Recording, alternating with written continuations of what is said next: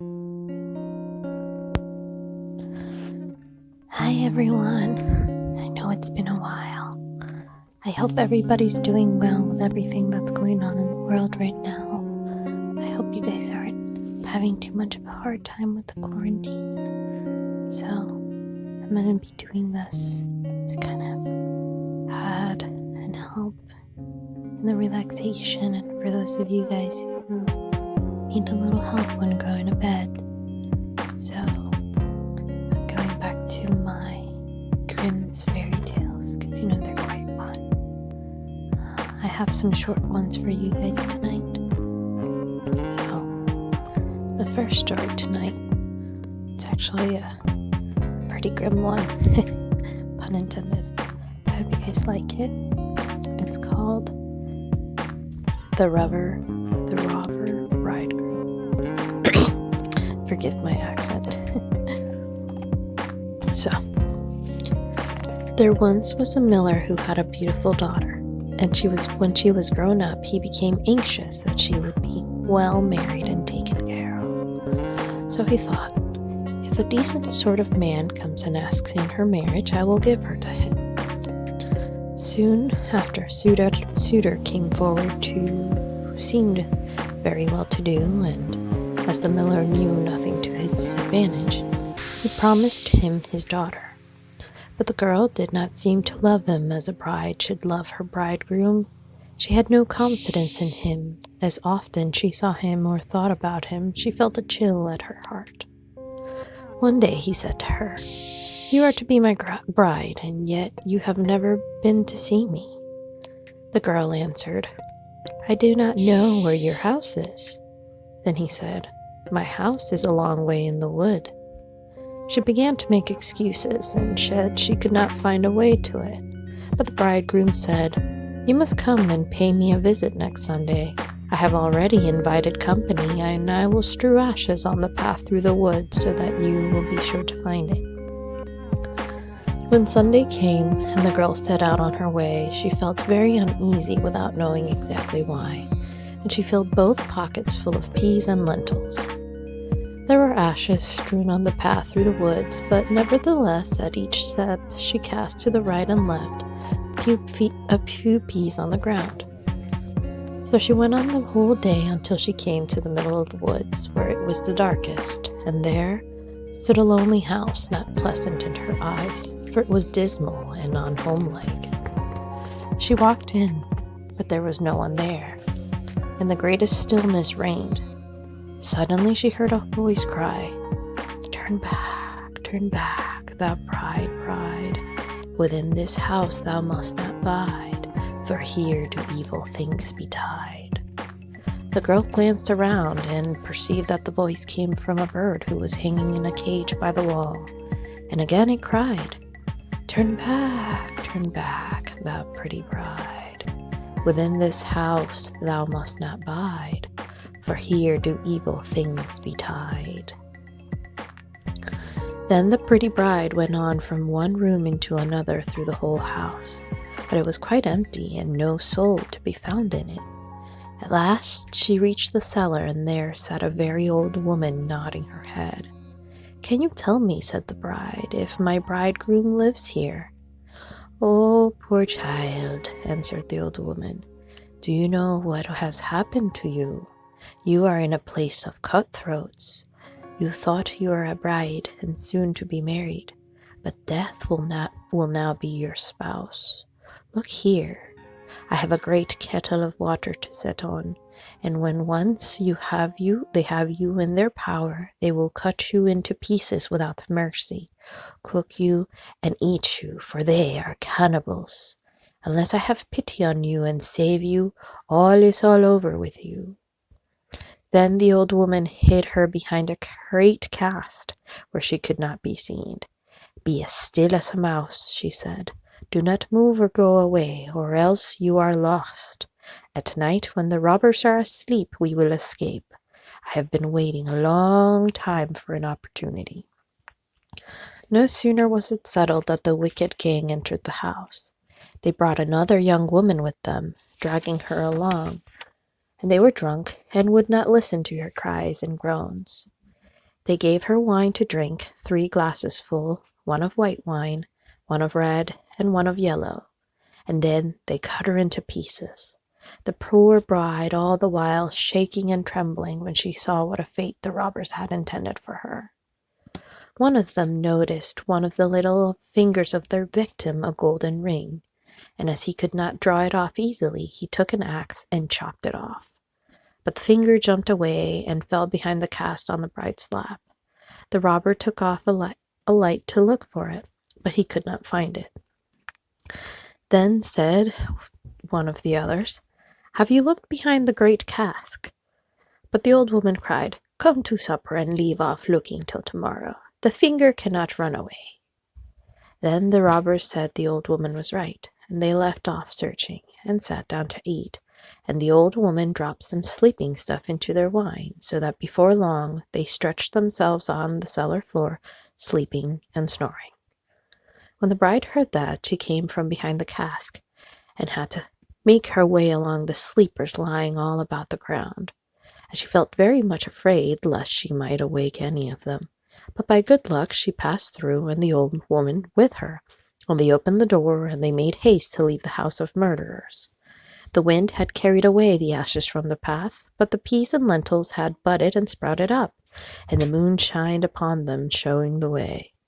And they went on through the night till the morning, and they reached the mill. Then the girl related to her father all that had happened to her. When the wedding day came, the friends and neighbors assembled, and the millers having invited them, and the bridegroom also appeared. When they were all seated at table, each one had to tell a story, but the bride sat still and said nothing, till at last the bridegroom said to her, "Now, sweetheart, do you not know no story? Tell us something." She answered, "I will tell you my dream. I was going along through a wood, and came at last to a house in which there was no living soul. But by the wall was a bird in a cage who cried, 'Turn back, thou pretty bride, within this house thou must not bide, for here do evil things betide.'" And then again it said, "Sweetheart, the dream is not ended. Then I went through all the rooms, and they were all empty, and it was so lonely and wretched. At last I went down into the cellar, and there sat an old woman nodding her head.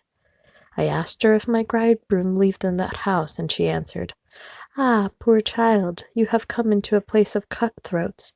Your bridegroom does not live here, but he will kill you and cut you into pieces, and then cook you and eat you.' Sweetheart, the dream is not ended. But the old woman hid me behind a great cask, and no sooner had she done so than the robbers came home, dragging with them a young woman, and they gave her to drink wine thrice, white, red, and yellow. Sweetheart, the dream is not ended.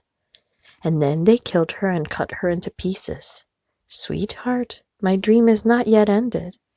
And one of the robbers saw a gold ring on the finger of the young woman, and as it was difficult to get off, he took an axe and chopped off the finger, while jumped upwards and then fell behind the great cast on my lap.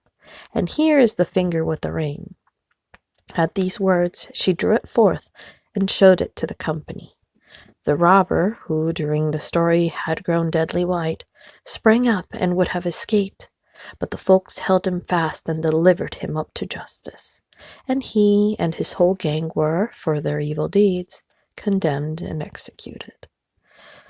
Like I said, that was a pretty dark one for the evening, but hey, we had justice in the end. So for our next story, I have Old Hildebrand. So, once upon a time lived a peasant and his wife, and the parson of the village had a fancy for the wife, and had wished for a long while to spend a whole day happily with her, and the peasant woman too. She was quite willing. One day, therefore, he said to the woman, "Listen, my dear friend, I have now thought of a way by which we can for once spend a whole day happily together. I'll tell you what.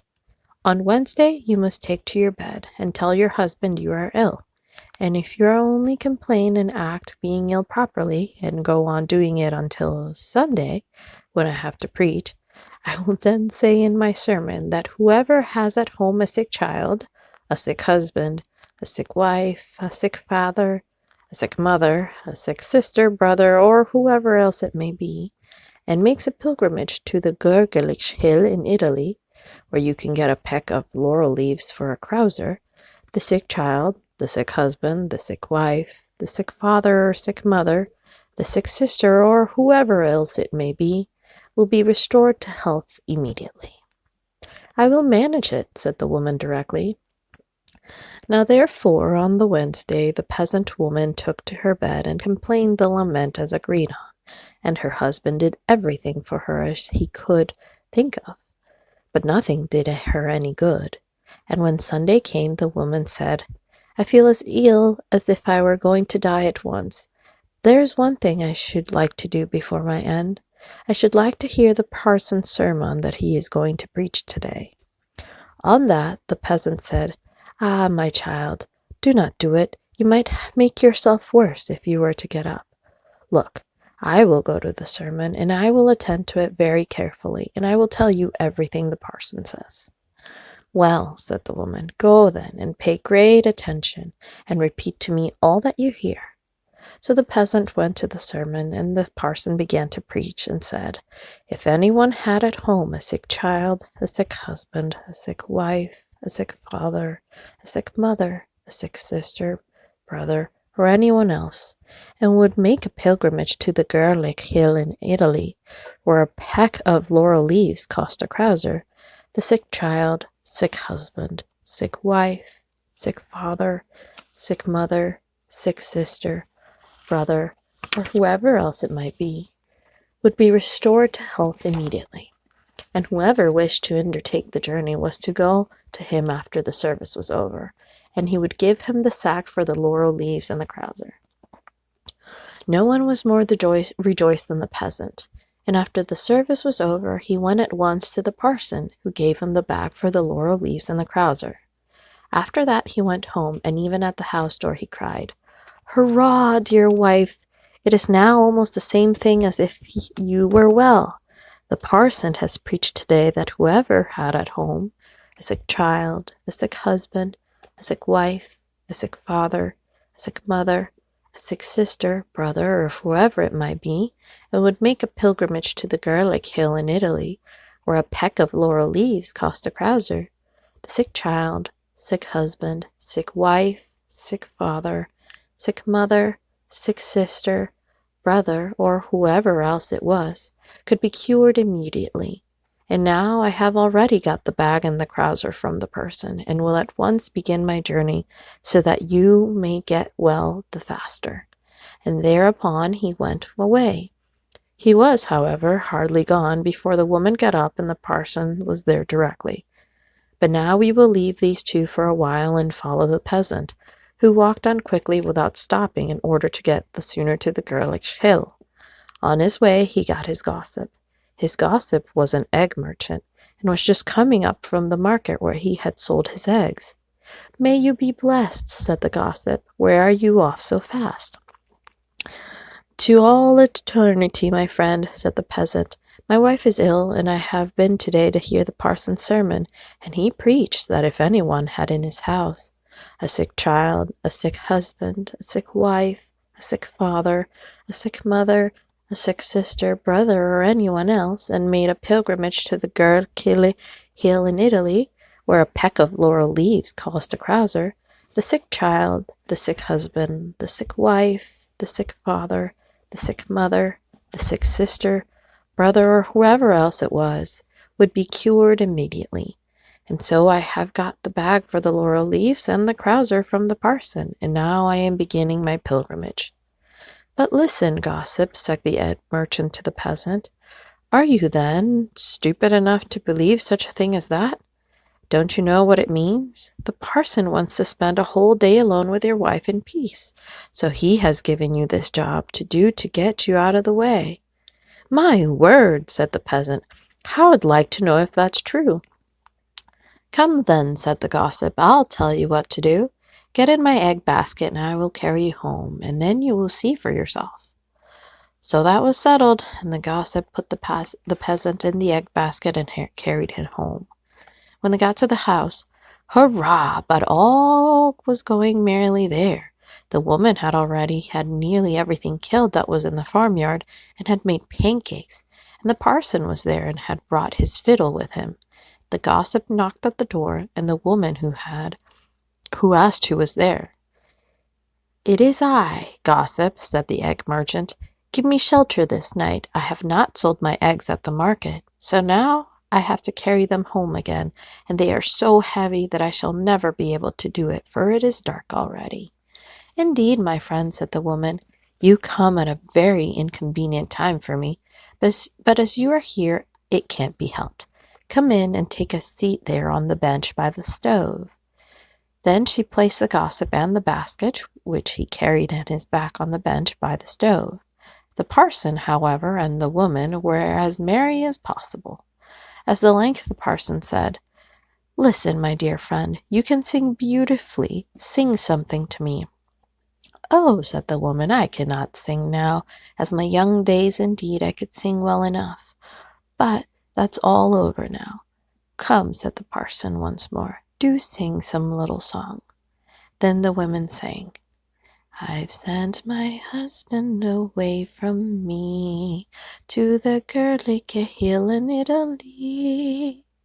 Thereupon the parson sang, "I wish 'twas a year before he came back. I'd never ask for the laurel leaf sack. Hallelujah." Then the gossip, who was in the background, began to sing. But I ought to tell you the peasant was called Hildebrand. So the gossip sang, "What art thou doing, my Hildebrand dear, here on the bench by the stove so near? Hallelujah." Then the peasant sang from his basket, "I'll sing I ever shall hate from this day, and here in this basket no longer I'll stay. Hallelujah." And he got out of the basket and drove the parson out of the house. That was actually quite a funny one, I'm not gonna lie. I also hope you guys don't mind my singing that much. That's definitely a good way, I guess, of catching somebody. So that's gonna be it for tonight. I hope everybody is staying safe at home and taking time to take care of themselves and be with their loved ones. Remember that despite the fact that we can't go out and be with each other, we can still be there for each other. So please take care of yourselves. Don't forget to do the things that make you happy if you're able. I hope everybody's safe, and hopefully you guys like this new video and are happy about the finally new edition. I'll be maybe reading some from Shakespeare next time, or even Hans Christian Andersen, or maybe some poetry. I'm not sure. We'll see. All right. Everybody have a good night.